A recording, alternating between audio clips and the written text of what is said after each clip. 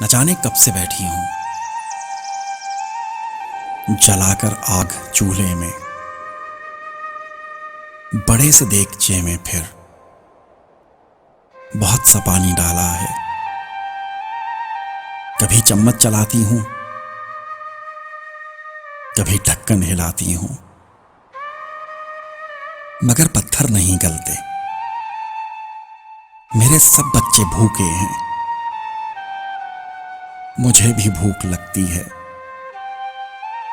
نہ سالن ہے نہ روٹی ہے، فقط پتھر ہی باقی ہیں۔ پکانے کا سلیقہ ہے، بہت آسان طریقہ ہے، مگر پتھر نہیں گلتے۔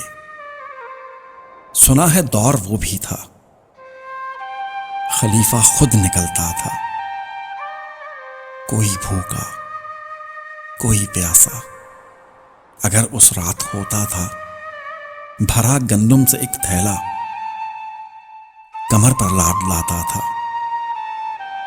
یہاں کوئی نہیں آیا، نہ جانے کب سے بیٹھی ہوں۔ مجھے جو بھی میسر ہے میں بچوں کو کھلا تو دوں، مگر پتھر نہیں گلتے، مگر